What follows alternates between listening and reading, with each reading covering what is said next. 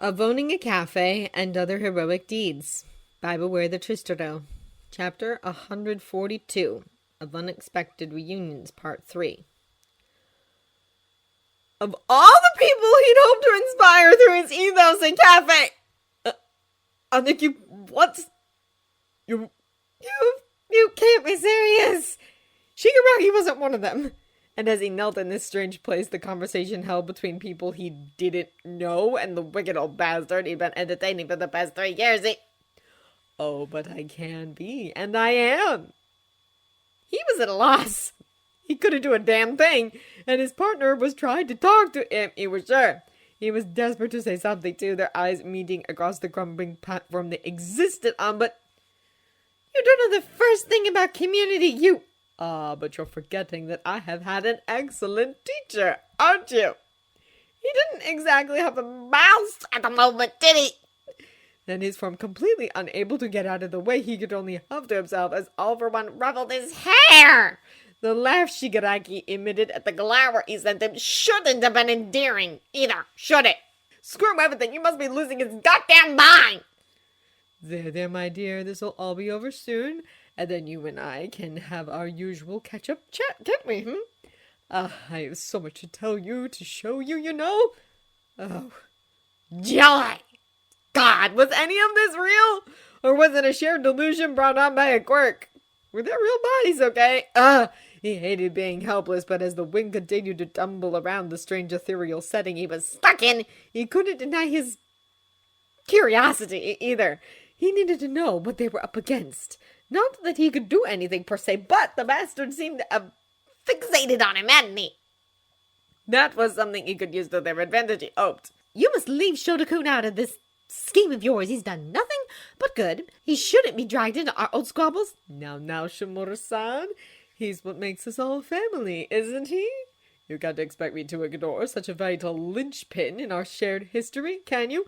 Why, even your young Tomura can be of use, can't he?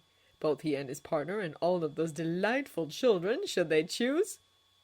Blinking his head, tilting back so he could regard Shigaraki and glare at him heatedly, he found the hand upon his head, playfully ruffling his hair once more, as the fiend tittered and smirked in the way he usually did when he visited him in Tartarus. Shit! He wasn't sure how to take the glint he saw in those wildly ageless eyes, whilst Shigaraki chuckled out the quiet reassurance only he could hear. It'd be too much to hope that the old bastard was simply giving up the deluded sense of self-entitlement that had fueled his desires to either conquer or destroy the world, would it? A man could dream, though.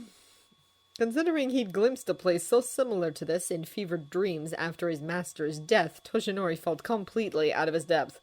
He was breathing, yet he wasn't. He could see and hear, yet he felt no sensation. Everything around him was a blur, yet he pictured everything perfectly. His husband was right there, yet the distance between them may as well have been miles. God, he longed to reach for him, to bring him into his arms and keep him safe from that smug, sneering bastard. The bastard who was touching at him, laughing at him, as though this was all some merry jape, a fun outing with the family. He hated seeing his partner being the subject of that eternal villain's attention. He hated it, and as he continued to grunt, huff, and wriggle in a desperate attempt to inch forward to try and interject himself between the fiend and the love of his life, he felt his shisho exhale deeply. Her fingers had moved from his shoulder to rub at his back in the same soothing manner she had after he'd had a long day of training with Gran Torino, his body broken and spirits low. For all the good it'll do, I beg you to let him, Toshinori, and their family be. God, how he missed her. But Shimura-san, they're my family too, aren't they? Haven't we already covered this? You're not trying to bore me into submission again, are you? Growling, he hoped the heated glare he was sending the villain's way at its mark. How dare he think of himself as... No, he needed to calm down. He needed to think. This was all a game to Shigaraki, because everything was, but on the off chance that there was any truth in what he'd just said, shouldn't this be good news? Didn't this prove Shouta and his belief in changing for the better was possible? He couldn't believe it. He'd never trust All for One, but for now, if playing along kept his partner and their family alive, he was a big enough man to put his anger aside and consider what the old coot had to say. For now, at least.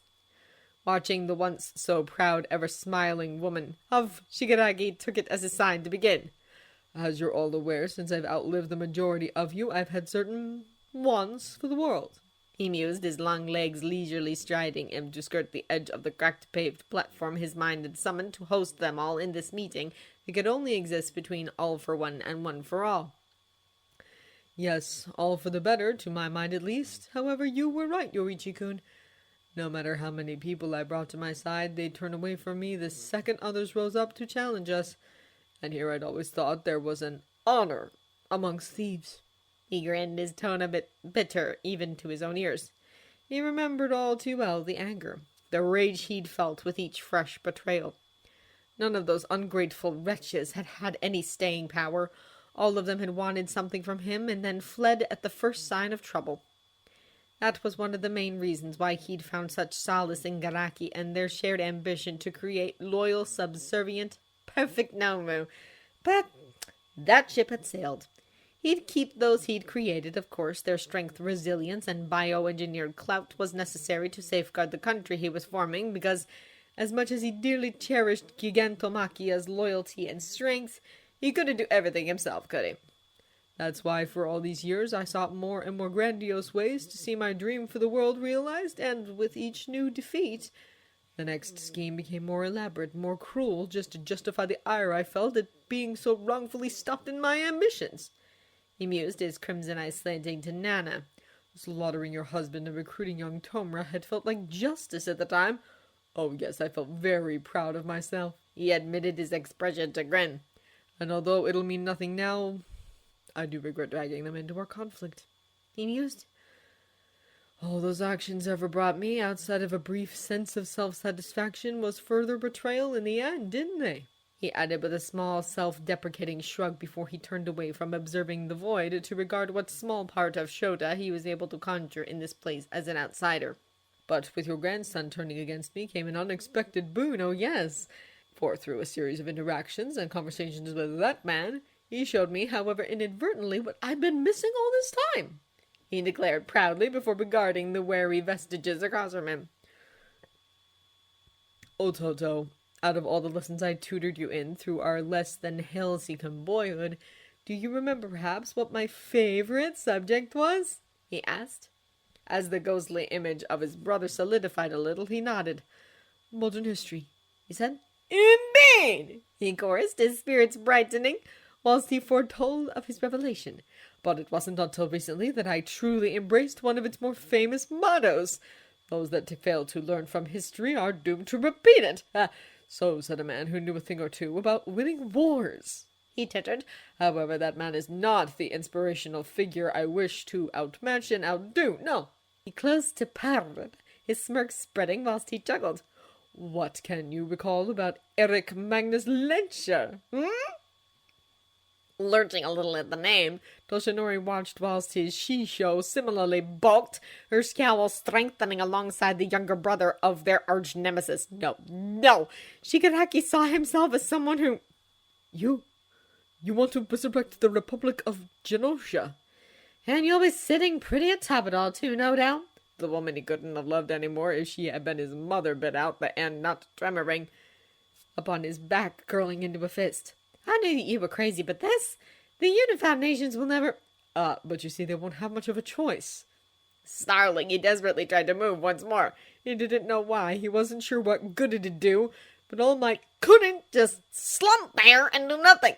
For, although you're partially right, because it is my goal to recreate the kind of utopia he briefly enjoyed, back in the Dark Ages 200 years ago, back in the desolate past where the quirkless outnumbered the quirked, and people with our gifts were called mutants and forced to live in fear.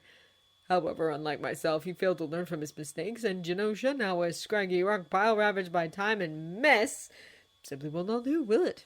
So, like my dear Shouta-kun, who took the hollowed shell of a lovelorn cafe and used it as a way to transform lives, I have staked my claim in the Savage Lands. Wait, what? Aniki, that's impossible. The Savage Lands were lost to the mists 100 years ago. The Palmer Peninsula. It can't be found. It's funny that you should mention mists, Yoichi-kun. Oh yes, those strange supernatural vapors can be used, can be tamed, and can be brought to task. All for one gloated, the same cat that ate the canary expression he'd worn when he killed his master plastered across that smug brick face of his. Oh, what he wouldn't give to smash it away. And with it, I have made several korogiris, and they, under my orders, will appear in various places across the world at set times, to meet, greet, and bring my brethren home. Yes, a home mostly built, the jungles brimming with fruits and wild game. But how, you ask?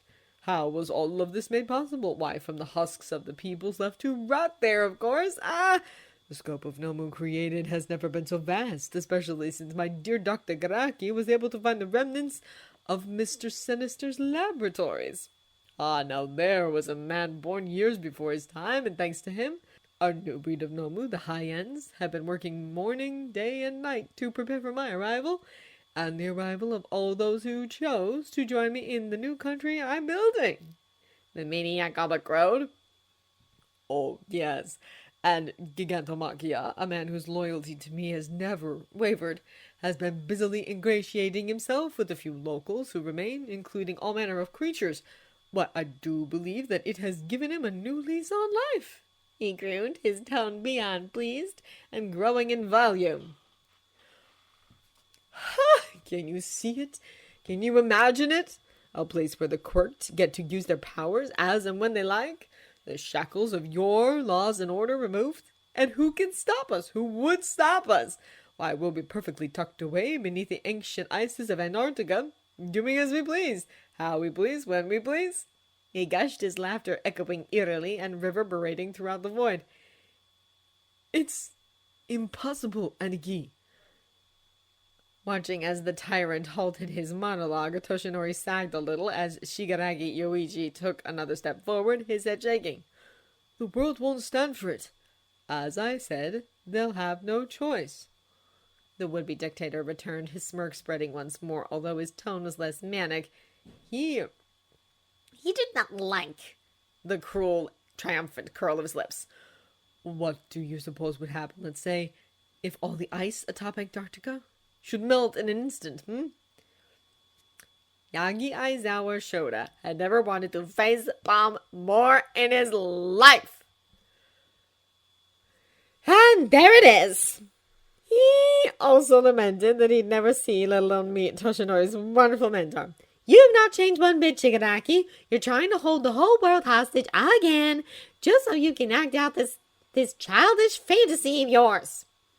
He had a really strong feeling that they would have been good friends, that she would have been an excellent mother and grandmother added to their community whose love, compassion, and bonds had been taken, misinterpreted, and twisted into what all for one saw as a dark paradise ruled by inhibition, anarchy, and depravity. Now, there's no need for all this fuss, Shimura-san. I am a man of my word, am I not? Sighing, the eatery owner didn't know what was worse about everything going on here. And you truly believe in your mania that the leaders of the world will accept the safety of their citizens because you'll promise not to doom us all unless you're threatened. Between all for one being able to orchestrate all of this and it actually happening, I wouldn't be the first world leader to do such things, now would I? Let us not forget that torrid point in history where most of the civilized world was stockpiling nuclear and biological weapons, shall we? Now that was a close call to Armageddon, wasn't it? I, however, am a man who can be reasoned with, a man who will happily harbor dangerous criminals, villains, and to quirk upon request, those too unhinged who use their power sensibly. Why, I am the answer to many of their prayers. It really was hard to tell. That's... You want everything to hinge on you maintaining some kind of tentative control over a population of reckless, quirked people? And he knew from the swagger of his walk to the surety of his tone that the villain was serious. Plus, sadly, that cannot work, Aniki. What if someone topples you from your seat of power? What then? You'd be dealing predominantly with lawless people who'd crave your position, who'd rally themselves to take it. As horrified as his husband, Nana, and Yoichi seemed to be, You can see the grandiose criminal selling this idea to the United Nations. Ah, my dear little brother, that's where you and your ilk come in. You can see many of them buying it too. Because you know me and I know you. We are family. We can work together. And you've as good as said it yourself, haven't you? Who better to run the asylum when the inmates take over than the craziest man in there? Oh, yes. Yes! Should I ever feel my grip upon the people who pledge their field to me is failing, in you'll swoop to help me secure order. This was happening. It'd be the heroic thing to do, don't you agree? This was happening.